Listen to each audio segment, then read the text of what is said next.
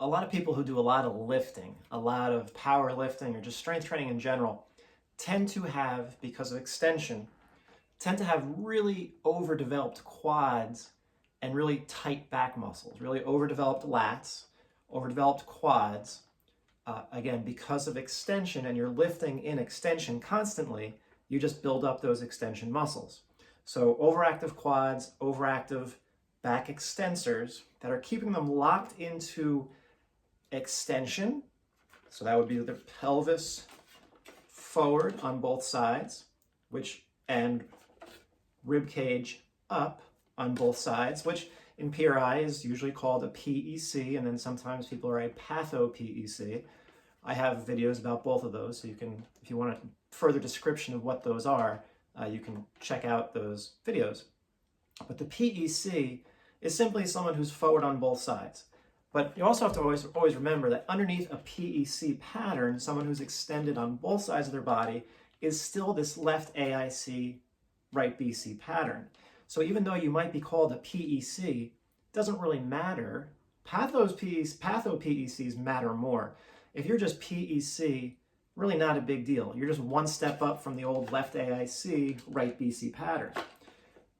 It's really not hard to get someone from PEC to left AIC. It can happen within one breath or a couple breaths if you really know what you're doing. But nonetheless, for people who like to lift a lot, because they're lifting in extension, whether they know it or not, they're usually going to have also legs that are externally rotated and arms that are externally rotated, because just there you go. Now they might look straight because they have to then turn in, but their body has this external orientation. And these people desperately need internal rotation.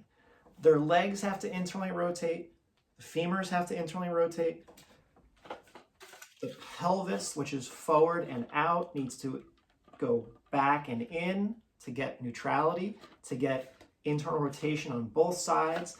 The ribs have to internally rotate. So if you're living like this would be external rotation because the ribs are up. The ribs are in external rotation. That spine has to move back and the ribs have to move down through crunching, negative, through exhalation.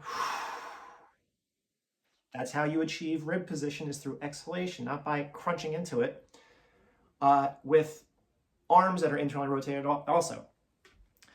So you need to get their whole system internally rotated, and now when they inhale, their rib cage can expand in the back, particularly because they're so extended, you have to get them out of that completely extended state to begin with. So by rounding their entire body, so they're living like this, that's why they can't breathe too well, and they're just really, really tight, and everything hurts because they're so externally oriented, and they're already hyperinflated. There's nowhere for the ribs to go because they're already so flared out. They inhale, they go nowhere because they're already there. So for them to learn to expand the rib cage, they have to come in first and then hold that position, and then you'll see their back actually open up with air. Okay, so what I'm going to show you in the picture is a very simple technique. You're going to see it right now, and you just get a broomstick or some lightweight bar, stick it in the doorway, bring your feet and legs as close together as possible, get your arms out in front of you, guide that broomstick down. You want to lead with the broomstick, so you want to kind of go down like this. All right, let the arms lead, and the arms are beneath you, the hands are beneath you, or are lower than your shoulders. And then in that position, you just breathe. You're going into that complete internally rotated position. Palms are down into pronation. Legs are internally rotated. Feet are pronated or flat, sensing arches. You got your legs internally rotated, your pelvis is internally rotated. Once you exhale, get the ribs down and in. Now you've got internal rotation of the ribs, and then you just hold that position and inhale. If you can stay in that position, some of you, if you're big and strong and you've got really big lats and really tight back muscles and really big quads, it might not be comfortable. you are going to be challenging your ability to breathe in a flexed state, which is what you desperately need. But it's hard. You'll see a lot of big, strong people start to sweat profusely. You might feel like you're suffocating a little bit, which is usually okay, because it's a position that your brain is unfamiliar with. And you just stay there.